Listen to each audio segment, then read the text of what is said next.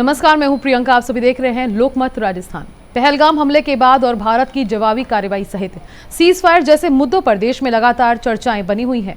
पूरे घटनाक्रम पर आमजन ने पल पल की अपडेट सोशल मीडिया के माध्यम से ली, लेकिन इस पूरे घटनाक्रम को लेकर कहीं ना कहीं देश की जनता को उम्मीद थी कि खुद प्रधानमंत्री आकर इस घटना के बारे में देश को संबोधन देंगे और देश की जनता के मन में जो सवाल है और संशय घटनाक्रम को लेकर है, उस पर से पीएम मोदी कहीं ना कहीं कुछ बड़ा बयान दे सकते हैं।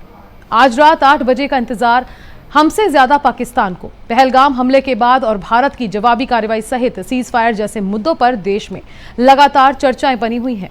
पूरे घटनाक्रम पर आमजन ने पल पल की अपडेट सोशल मीडिया और मीडिया के माध्यम से ली, लेकिन इस पूरे घटनाक्रम को लेकर कहीं ना कहीं देश की जनता को उम्मीद थी कि खुद प्रधानमंत्री आकर इस घटना के बारे में देश को संबोधन देंगे और देश की जनता के मन में जो सवाल है और संशय घटनाक्रम को लेकर है, उस पर से भी पीएम मोदी कहीं ना कहीं कुछ बड़ा बयान दे सकते हैं। पीएम मोदी करेंगे देश को संबोधित। सीज फायर जैसे तमाम बड़े मुद्दों पर होगी बात।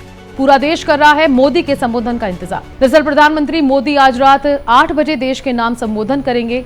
अब सरकार की तरफ से इस ऐलान के बाद चर्चाएं शुरू हो गई है कि आखिर पीएम मोदी का ये भाषण भारत पाक के बीच बने युद्ध के हालातों को लेकर होगा या फिर अन्य किसी विषय पर पीएम मोदी देश को संबोधित करेंगे। हालांकि जहां तक जानकारी सामने आ रही है, उसे लेकर यही अंदाजा लगाया जा रहा है कि पीएम तमाम जो घटनाक्रम 22 अप्रैल से लेकर अब तक घटा है उस पर ही बात करेंगे, क्योंकि पाकिस्तान के प्रधानमंत्री शहबाज शरीफ ने भी देश के नाम संबोधन दिया था और सेना को जीत की बधाई दी थी। लेकिन भारत में सीज फायर को लेकर जो संशय बना हुआ है, उस पर कहीं ना कहीं पीएम मोदी देश को कुछ बड़ी बात कह सकते हैं। आपको बता दें, देश में सीज फायर के बाद यही चर्चा बनी हुई है कि आखिर जब भारत युद्ध के मुहाने पर खड़ा था और जीत पक्की थी, लेकिन ऐन वक्त पर किसी तीसरे देश के हस्तक्षेप के बाद भारत पीछे हट गया, जिसको कहीं ना कहीं पाकिस्तान अपनी जीत भी मान बैठा और वहां तो जश्न भी मनाया गया। ऐसे में विपक्ष तो लगातार मोदी और इंदिरा की तुलना भी करने लग गया।